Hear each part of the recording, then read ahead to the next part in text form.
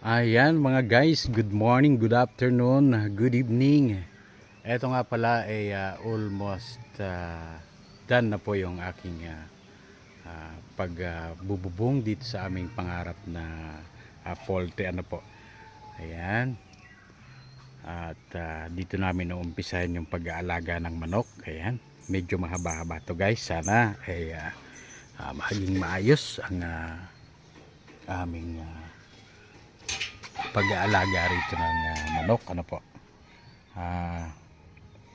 Sa mga susunod kong video guys, siguro pakikita ko sa inyo yung dahan-dahan na pag-improve nitong aming pinapangarap na poultry ano po.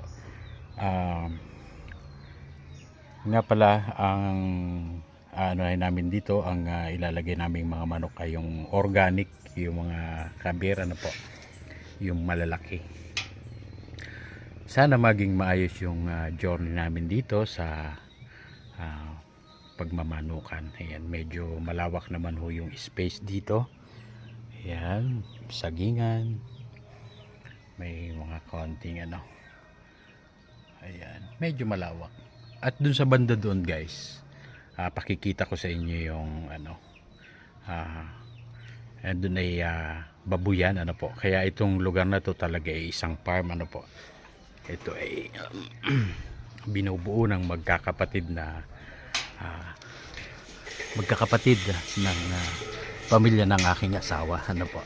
Papakita ko sa inyo guys yung sa bandang dulo yung babuyan ano po. Dito ay maglalagay kami rito ng manukan ano po, kabir ika nga. Ayan, pakita ko sa inyo guys yung sistema rito. Bali etong area na to guys ay ini-improve pa namin at maglalagay pa rito ng fattening area ano po. At sa kasalukuyan ay ito guys yung aming mga inaalagaan dito. Ayan, medyo marami-rami na sila.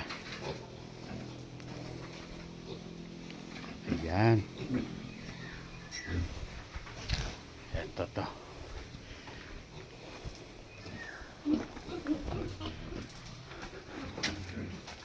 Ayan, yun.